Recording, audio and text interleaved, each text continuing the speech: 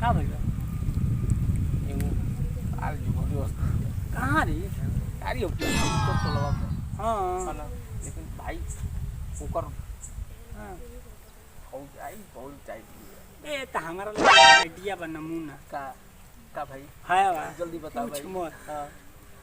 आई गोइला पे कोनो बात नहीं खेने हो जा अब बात वह time time time time time चाचा चाचा करे लगे ले जब जाला का हो जा का करता लो का दुवरिया पे करता लो। हाँ। अरे एकदम अब सोच लिया ना कि जब गजबे बोले ले भाग गया वाला मन ना करला दी के रूप तब तो एगो आइडिया सोचे के पड़ी। हमारा लगी एगो आइडिया बा का जान ले बता दी बता देता जाए तो छोड़ जाए देना बता अरे बताओ तो बते मजाक उड़ा देना। अरे भयो मजाक नहीं कर सीरियस कर देनी हाँ। बता दी एकदम बता दियो तू मजाक छोड़ जाए। अरे भयो बताई बे बताई तो तू मजाक बुझ जेबे ना भाई एकदम मजाक ना सीरियस में एकदम। हाँ एक नंबर के नमूना बा का जानत रे हाँ। आई देखत ना रिक्शा बा पागल है करे बुरबक तो रिक्शावा से का मतलब है माल पट्टा के जब बात होती है कि रिक्शावा के सब पागल है का हमार लगे आइडिया बा ना का आइडिया ए भाई क्या हाल बा सलाम ठीक बा सलाम अरे रिक्शा देबो रिक्शा बा हाँ का होई 1 घंटा के काम बा ले लियो 1 घंटा के हाँ दो ना रिक्शा तनी काम बाबे भाई 1 घंटा का भाई नु भाई रिक्शा दैया तो बोल बता हमरे अरे भाई तू बुझत नहीं खा बात के माने एक भाई सुनो ना देखो ए भाई सहारा बन के जाओ यार तू उठियो आई भाई, हाथ देखो, गोड़ अरे बारा भाई ठीक बा हाथ गोड़ बा ठीक बा तारा से रिक्वेस्ट हां टंगरिया था ए भाई सुनो हां ए भाई अरे ये मन्ना मन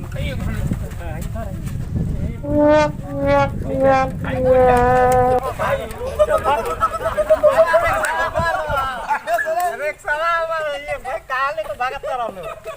हां ये हाथ गोड़ बारा इतने को भागे इतने हेलो का हमारे रिक्शा डालो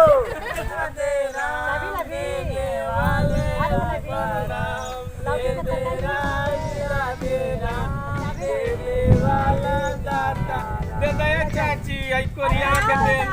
टिया टिया में बहुत खेत में तला चारा तो हम लखा तू चल आदमी आते रहता माने खाती ए भैया खाइल बानी तनी दे बुझात कि हमनियो से बड़ भिखारीन भी अब मैं खेत में काट के क्यों ना ए होता चाची 2 रुपया दे दे कोरिया के चाची कहां से दादी तो तो हम नाती तो तू को पोता बोला नाती पोता बड़ हो नाती पोता आबाद रही दे दे चाची, चाची चाची। घरे घर में चले आए पैसा दे नहीं दो। आका तू को रुपया दे दे भिखारिया के दे दे बुझ दे चल भाई जौन मिलत तौन जौन नसीब में राम देने वाला दाता राम दे राम दिला दे राम दे राम दिला दे राम भाइयों ये बहनों लेके हुई का रे 1 रुपया के सिक्का ले देख है चाचा के ए चाचा कुछ दो चाचा कुछ दे दो 2 दिन से भूखल बानी जा चाचा एक कोरिया के दे दे कोरिया है के दे दे हमें और फौज में नौकरी लागो है बुढ़ापा में दे राम दिला दे राम देने वाला दाता राम दे राम दिला दे राम देने वाला दाता भैया दे रहा भैया तेरे कोरिया के कुछ दे दी दे 2 दिन से भूखाई बानी जा हां अरे आवत जा दूर से आवत भैया बड़ा का खेत से आवत है बड़ा का खेत से दे राम दिला दे राम देने वाला दाता राम दिला दे राम देने वाला भैया वो बे रुपया देखो तेरे बुरबा के रुपया कमाइल बड़े कि अपन काम गिरावेल बड़े देख अब गांव में सेटिंग हो गइल बा सब जानता कि जोन बटे विकलांग होवा सब अपन काम गिरावल जा अब चल जगह पर अच्छा चल भैया चल ढेर भइल चल चल भैया रे चले भैया वो तनी दे रे चाची ए काकी ए नानी ए या के बाजी अरे कोरिया के कुछ दे दो तनी कोरिया के कुछ दो जा अरे कोरिया इल बड़ा सन दुआर पे चाची कुछ दो तनी केहू लइके का भी दोपहरिया में बोला का तारी कोई हो। बेटे की मिली देख देख भयो आई तब तनी कुछ दे दो हमनी के भूख मने लोग हई धान पीटा ताटे सब काम करत मरत ताटे आ होइसन होइसन भैंसा नियर जंगल लेके कोरियावा के कुछ दे दलो। ए भगवान सुन तो ठीक बा इनकर त मान ला हाथ गोड़ टूटल फाटल बाटे तू त निमन बाड़ा ना ये घरवा हो न दूसर के घर नहीं जाना ये घरवे हो ये हां ए चाची कुछ दो तने तने कोरियावा के पानी पिया दो। ए चाची औरी क्यों नहीं के और केहू अरे केहू से का मतलब तुम लोग के भिक्षा लेवे के बा लेके जाए के बताओ और की कर से मतलब तने केहू घरवा होके तब मंगा हमरे घरे घरी मर्दाना ने खोन जाऊ एगो बहिन बोलोले कोरियावा के तनी पानी पिया दो। पिटिया पिटिया के कुल लागल पानी बाटे वानी पिए के कोरियावा के पियासल बाटे वही बारे से। आई का ले तर जा हो कुछ दे दो हमनी के मांगतन जा 2 दिन से ला 2 रुपया ले लो तने कोरियावा के पानी पिया दो। पियासल में बेचारा सब बैठे। पानी पिए के तन ले आओ बेचारा से ठीक बा लेके आओ तनी बताब हो तो हम लोग के लाज लिहाज न के हो ऐसन जांगर लेके ए चाची आई कटोरा लेके घुमावत हाथवा टेढ़ा कुछ काम तो आने के देखी बात बाबू हिन करे के कहत नहीं होई ऐसन जांगर के सहारा चले चलेला अच्छा तू ठेलेला तई चलेला चलेला। हां एकरा से कहां से चल ये जाई? तो हमर हाथ गोड़ बाड़न कि ना रहे तो हम के तरह चल कोनी गांव से आई बड़ा जी अरे हेने जोन बेटा एक बड़का खेत की ओर से आइल बनी जा। बड़ा का खेती हां हेने बड़का खेत। तो ने तू कर तनी कुछ ले आओ पानी पिया दो मिठाई बा कोरियावा तनी खिया दो। हां बताओ सब कटिए तुमे बाझल बाटे सब धान पीटे में लागल बा ई घर घर अरे चाची जल्दी तनी करी हो ले अरे तनी पानी दे दई कोरियावा पियासल बाटे। अरे ले आओ दे दे राम दिला दे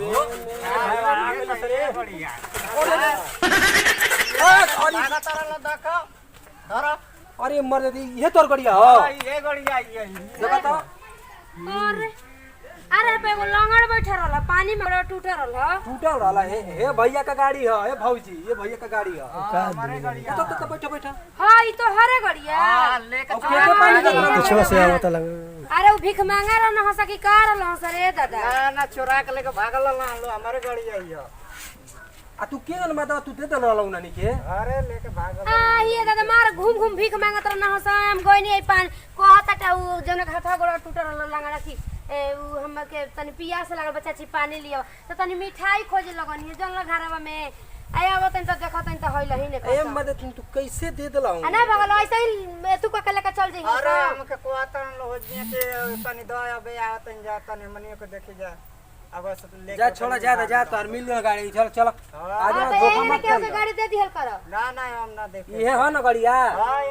बतावो हो यही ने गाड़ी दे दिहल कर लेके भाग जालन सकीना बताओ भिखारी बाड़न सा भिखारी के भेष में कुछ और घूमत धोखा दी रह है ना आ कहत नतिया के तारी घरा में औरी केहू बाटे औरी के बारे औरी आवो हो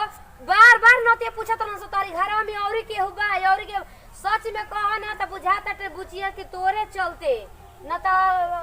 आज ले चलो ना भीख मांगा पूछल रहना सा ए जे सेल बेड़ी तो ही से बुझाता टे केंगा ने तू कइले बाड़ देख ला हमार भाई का गाड़ी छीन के आए जला सा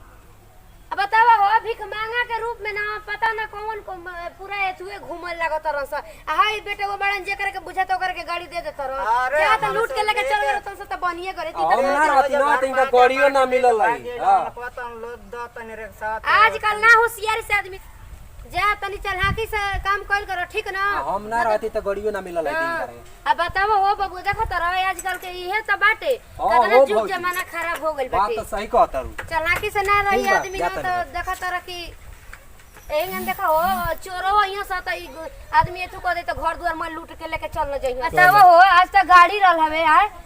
तुम्हारा की गाड़ी पे एथु कट गल हवे एही तरह ना कुछ के भेस ध के चोर एथु घूमत रहत रहन सा हां घर दुआर एही तरह ना लूटवा दियन जा बताओ बेटो के तनको समझदारी नइखे आ सब जाना तरन जा आखिर आजकल के जुग जमाना कतना खराब हो गइल बाटे कैसे झूठ सच बोल के ले रहना हो सकी छीनले रहना हो सकी का कइले रहला हो सा हां देखो यहाँ लोग के बुद्धि के ना चलहा की शराबू ए बछिया ते आजकल के नया आगे के खाइल थरी आदमी छीन लेताटे समझल हुआ तना जुग जमाना खराब हो गइल बाटे की सही कहता रे मतलब हम तो ठीक न कनी कि 2 रुपया दे के आए थु क देनी हम जाई लोग के गेहूं चाउर लियावे या तना धइल बाटे होइसन सन जांगर लेके आए थु कइले रहत रहन। नमस्कार प्रणाम हम बनी सोनी सुमन पूरा भोजपुरी समाज के गोड़ छू के गोड़ लागतनी और बाकी कहानी के बारे में विनोद जी बताई। नमस्कार हम विनोद जी बादल भैया हमनी के ई वीडियो देखौनी है जा आप लोगन के कि भिखारी के भेष में देखी के आवत अटे अपन कुछो पावता कौना भेष में आवता का करता